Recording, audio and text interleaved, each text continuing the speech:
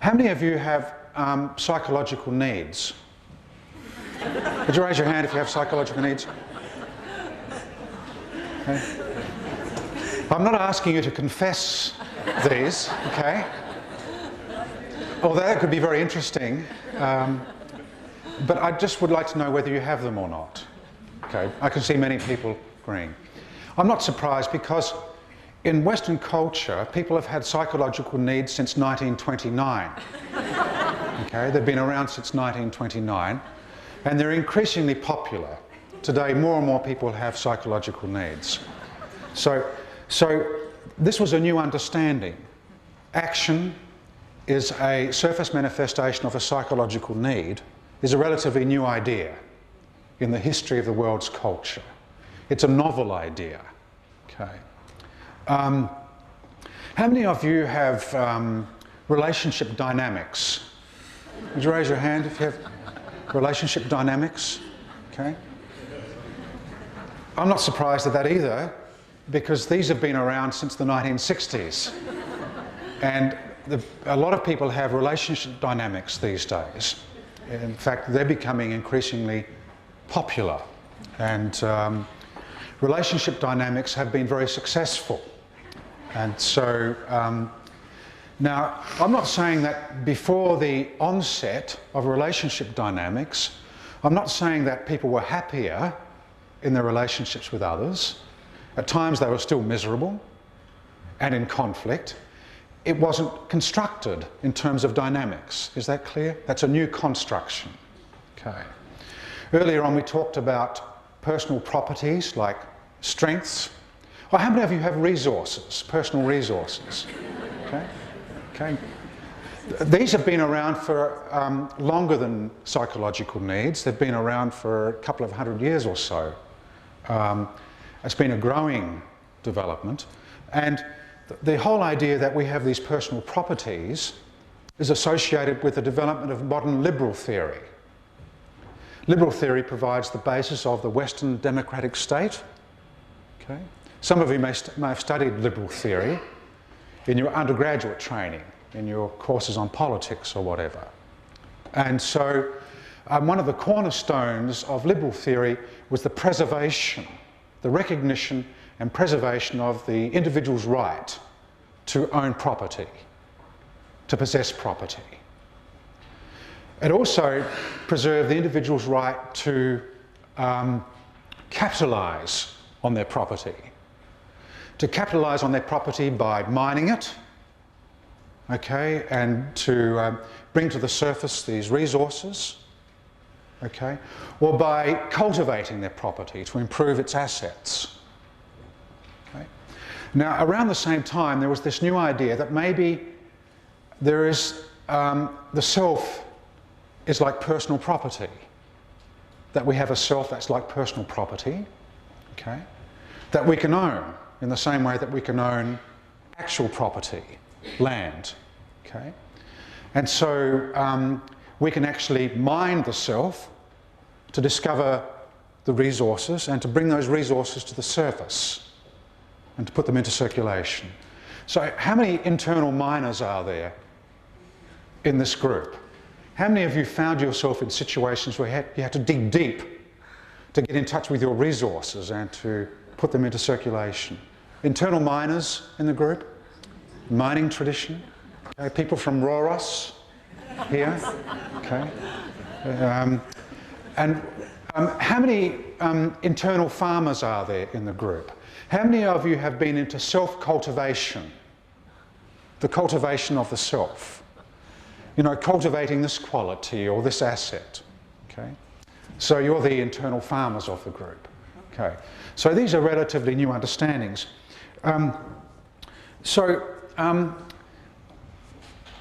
This is all part of a tradition that is often referred to as structuralist.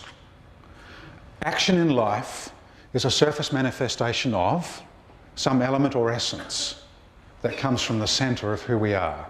Okay? And these ideas are now taken for granted. You know, it's just naturally assumed that action is a surface manifestation of strengths, resources, psychological needs, relationship dynamics, and so on. You clear about that? That is almost never questioned. Okay. Now, I'm not saying that they're bad ideas. Is that clear? I think some of those ideas are very beautiful ideas. Okay. But I think it's important to understand that these ideas have been developed and constructed in history and in culture. Okay. If we understand that, we're not chained to the ideas. We're not tied to them. We can think outside of them. As many of you know, I've been pretty interested in the idea of externalising problems for some time. I'd just like to make a few comments about externalising problems. The externalisation of problems is not to do with enabling people to rid themselves of responsibility for problems, but enables them to separate from the problem so they can decide whether or not they wish to cooperate with the problem or whether they wish to experiment with challenging the problem or defying it in some way. I've had great fun externalising problems, and I think last time that I was here I talked about my joy at externalising encaprices. I don't know whether anybody was here for that particular workshop, but I always like to talk about this because I wrote an article called Sino encaprices, and the thing that distressed me about this article getting published was that the editors knocked off the introduction, and I always like to tell everybody about the introduction because I thought it was the best part of the paper, and I was very distressed that it was cut from the paper. But pseudo encaprices is an approach to working with encaprices. Due to some political developments in a hospital I was working in some years ago, I was referred encaprices for 12 months. And I needn't tell you about the nature of the political developments, but from, I guess you'd make some assumptions about what sort of political developments. And can you imagine having that big heap of encaprices facing you for 12 months, knowing that it was there and you had to somehow get over it? You had to somehow wade through it and get to the other side. And for a while I was a bit oppressed by this big heap of encaprices, and but then I realised that I had good credentials for working in the area, and I'd like to share those credentials with you. For some of you this is stale news, but I'd like to tell everybody about this because, as I said, it was one of the most important parts of this paper, was my credentials for working in the area of encaprices.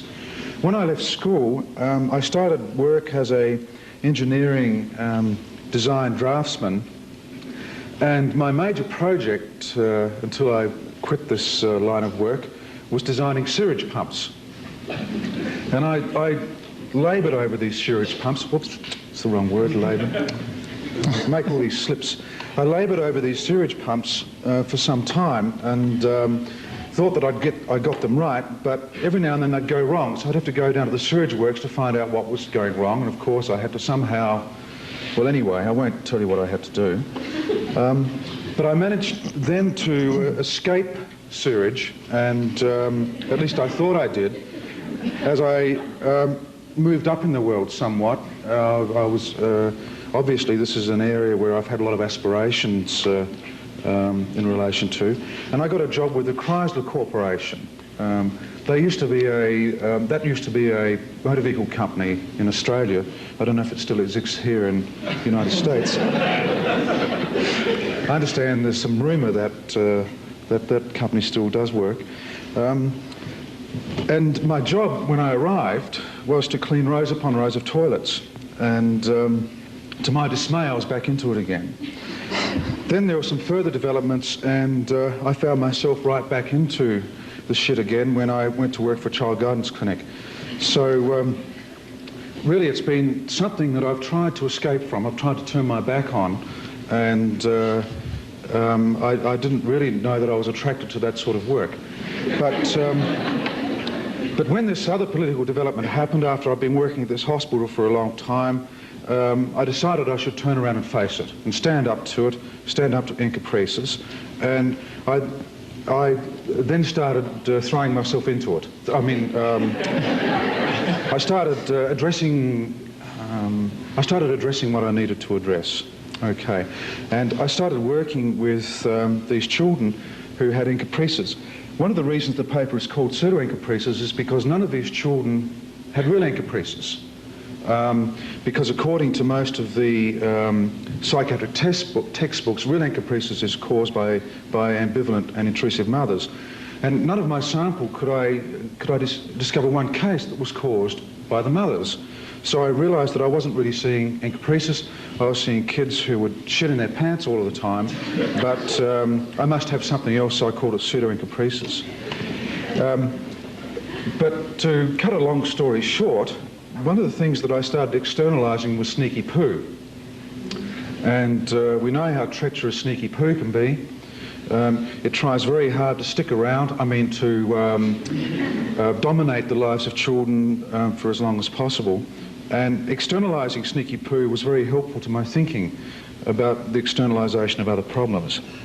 Now that's just a bit of an introduction to externalisation. I started developing a program where sneaky poo was externalised. I started developing questions that enabled family members to unite together and of sneaky poo. Okay, so that's sneaky poo. So with the externalisation of the problem, no longer is the person the problem, but the problem is the problem. There was not a profound idea. It's taking me years and years and years to get that idea. Do you think it's a profound idea that the problem is the problem? You do? It's remarkable, isn't it? You've no idea the amount of study and time and analytical work that went into reaching that point. The problem is the problem. You know the example of Sam and the sneaky poo? Well, this is something else that was given to Sam that I forgot to mention. It was a letter to Sneaky Poo that Sam and I wrote together. And every time Sam put Sneaky Poo in his proper place, he was to read this out, screw it up and throw it down, into the toilet. And I gave him about 100 copies of this. It says, to Sneaky Poo, read this. My name is Sam. I've just taught you a lesson that you should not forget. This is Sam's life, not your life. You can't trick me anymore. I won't let you mess my life up. You can't fool around with me, so take that. Signed, Samuel, Thomas Pink and Garfield. Garfield's his, support.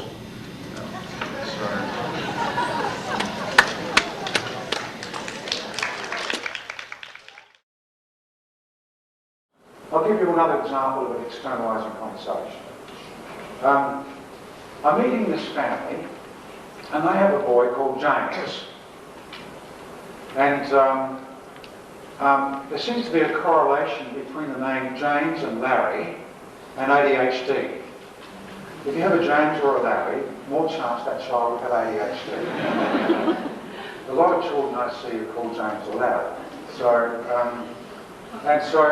With ADHD, and so they come into my room, and James is about, 9 years of age, 8 or 9 years of age, and suddenly my room is in a mess, chaos, rains, and things have been turned upside down, and I sit down and I'm talking to the parents as James is like a tornado, not a typhoon. You have typhoons, don't you? It's like a typhoon going around my room. And I say, well, it's interesting to meet you, and so I'm trying to concentrate with all this clapping and banging going on. And, I get to hear the family come to see me because they're concerned about James. And they tell me that James has ADHD, that he's taking some medication, but it's not enough. Surely there's more that can be done. I'd say, well, how did you find out about ADHD? And they said, well, the paediatrician told us, and this was confirmed by a psychologist, and so he's definitely got ADHD. So at least we know what the problem is. I said, well, that must be a relief, to know what the problem is. They said, well, yes, but all we now have to know is what to do about it.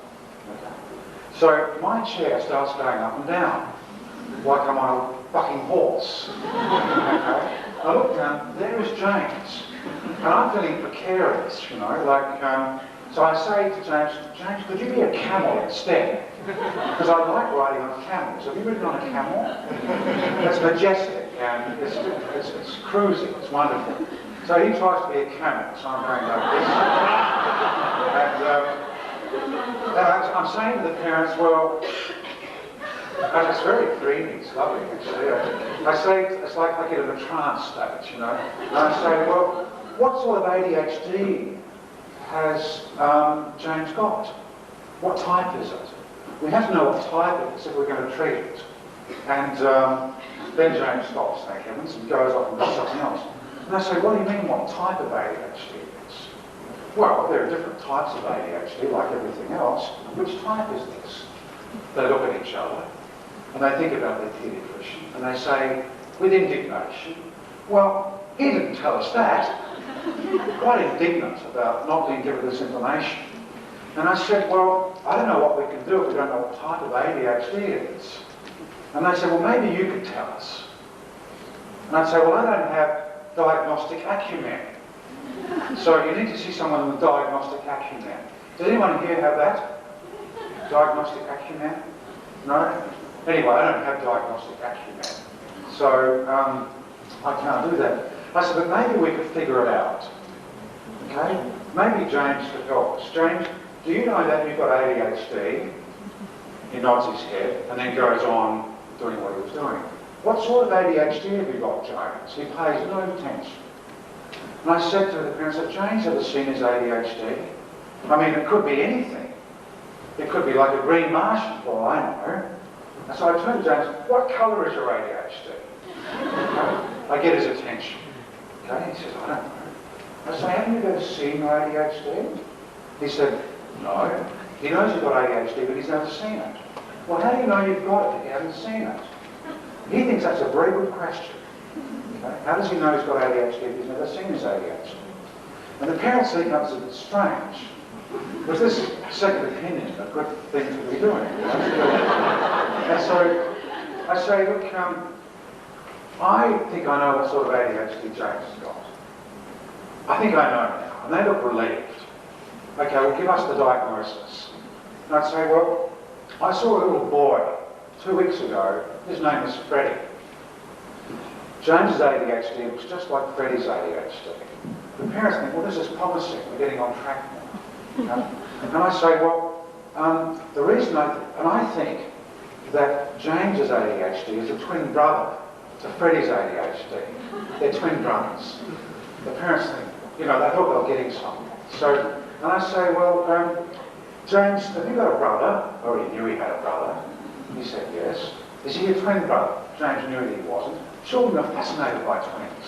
So he knew what a twin was. And so I say, well, tell me, did you know that your ADHD's got a twin brother? Now he's really excited. His ADHD's got a twin brother. And I said, look, do you want to know what it looks like? He wants to know. I look at the parents. They want to know. Now the parents are getting interested. Because this is a fun, light-hearted approach to a deadly serious situation. They can see a few possibilities because James is getting engaged. So they come on side with me. So I go into my office and I come back with a painting of Freddie's ADHD. Freddie gave me a copy. Because I have these archives I share with others. I do this a lot. It's very helpful. So I come in and I say, here's Freddie's ADHD. Do you think yours looks like this ADHD? We all study it. And his parent says, yeah, but I recognise this ADHD. This looks familiar. And so there's a general consensus that James' ADHD is a twin to Freddie's ADHD. And I said, well, how do we confirm this? We have to know for sure before we can take action. And so the parents say to me, well, how did Freddie know what his ADHD looked like? So Freddie was very clever. One night, he woke himself up in the middle of the night without any warning, and his ADHD was off duty, lazing around the place, and Freddie caught him napping.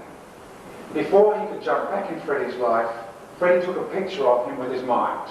And the next morning, he painted ADHD. And so, but I don't know how James could find out what his ADHD looks like. I don't know what would work for him. So people talk about it for a while, and no one seems to know. And suddenly James has an idea. He says, I could wake myself up in the middle of the night Now that's a good idea, James. And take a picture of my ADHD. So the parents say, look, okay, so this is the plan. You then go home and James is going to do this so that we've got ADHD's number. So we can then figure out what ADHD is up to. Because what ADHD does will be true to ADHD's character. Is that clear? So we'll get to understand ADHD, we'll figure out how to out-trick ADHD. So I say, the parents say, well, what should we do? Because they've always had this homework, you know, behavioural management and all this sort of stuff. And so, pretty heavy stuff. And I'd say, look, the best thing for you to do, wait for it, and they're getting priming themselves, hoping it won't be too much of a burden, do nothing. I want you to do nothing. Well, maybe we could remind James to do this before he goes to sleep. I'd say, no, no, no. ADHD will get wind of it. You know, it would be giving him a warning. Say nothing. But in the morning, when James wakes up, every morning for the next week, say to him, did you do it, James? When you're sitting down at breakfast, both of you say together, in unison, and you can practice here to get the lines, did you do it, James? Okay? Practice, they practice. James, did you hear that? When you hear that, James, your mum and dad will be asking you about ADHD. And they won't say anything more. They'll just say, did you do it, James? If you ask what, they won't tell you. Anyway, so they went home with this plan in mind. And so the first, when they came back to the next meeting, I heard that story. On the first evening, in the morning, when James was sitting at breakfast, they said in unison, did you do it, James? He said, do what? You know, thinks they're crazy. Oh, never mind, they say. The second morning at breakfast, they say, did you do it, James? This time he knows what it's about, but he hadn't done it. On the third morning, when they go to say, did you? He says, I've done it. Okay? He woke up and he took a picture of ADHD with his mind, and he painted it that morning. He brought this into the next meeting with him, and you should have seen this ADHD. It was terrifying. It was a mutant ninja version. It was a twin of Freddy's, but it was a mutant ninja version, mutated version, much more powerful. And I can understand why James's life was so much out of control. And so we put ADHD over here, and we got into a conversation about what this ADHD was up to. It was wrecking James's friendships with his teachers. It was throwing the spanner in the works in his friendships with his parents and so on. We got to explore how ADHD was affecting his life. Okay? That's another example of externalising conversation. So a lot of the outsider witness people I work with aren't professional people. They're drawn from my lists. When I'm working with families or with couples or with individuals, at the end of my work with them, I ask them whether or not they'd be interested in joining me in my work with someone else at some point in the future. Now, invariably people volunteer to put their name on a list, to be contacted at another point in time. They're interested in playing a part in my work with others. Okay? So I have lists. So I draw outsider witness people from those lists. And people are very enthusiastic to play a part in healing conversations with others. Okay? I also know the local Greek shopkeeper really well, and I might be working with a Greek family, and I know that he's put his name on a list to be an outsider witness to any conversations I might be having with a Greek family who are happy to have someone present. How many of you would have relatives? A few of you? No. Okay. Would some of you have parents? Sons, daughters, nephews, nieces, cousins, uncles, aunts, and so on? Well, sometimes I draw from my relative network. You know, I might have a niece who's very interested in playing a part in this work, and so she might put her name on a list. So some of you don't have relatives, right? Do you have friends? No? Okay. What about acquaintances? No? No? Not. Neighbours? Neighbours? You have neighbours? Yeah?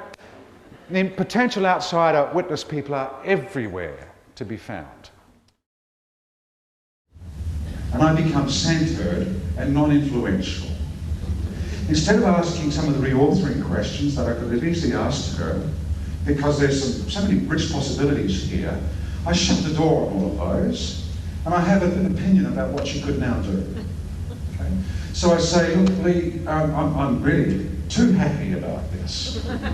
And I go ahead of her, and I say, Lee, I'm just wondering what you think about the idea of meeting with your mother and catching her up with this conversation. Okay? And I embroider on this, and I realise that I'm way off the track. This is my idea, not Lee's idea. It's not a possibility that comes from her, it's one that comes from me. But you can see I'm enthusiastic about it, and halfway through embroidering on this, I realise that I'm way off the track. Don't do as I do, do as I say, because this is not a good place to be. And I'm stuck, my mouth open, and I'm hoping some wisdom will come from my mouth. But wisdom deserts me totally. So I wind up just speaking. You know how, have you ever had that experience where you realise that you shouldn't be where you are? You think, where is your brain gone? So you're searching for your brain, your mouth is stuck open, and you keep going when you know you should keep going, but you don't know what else to do. So you see me doing that. And what you'll do is you'll notice that Lee brings me back down to earth again. Okay? She actually brings me back down to earth. She lets me know that this is my idea, not hers, that it's an imposition, but she does it graciously, lovingly. She brings me back down to earth in the most loving, caring way, which I later could acknowledge to her about how this warmed my life. So I just thought I'd share this piece with you. Do you know that persevere with us, don't they, through thick and thin? And when we somehow get our feet off the ground, and we're somewhere where we shouldn't, a lot of the people who consult us are very benevolent. You know, they politely let us know this is not where they really want to be in the conversation. Or they wait patiently for us to get our feet on the ground again, and then they quickly reinforce that, by making us feel good about our work. They give us a sense that we have wisdom, so they quickly reinforce that. And so you can see that Lee is playing a powerful role in shaping these therapeutic conversations.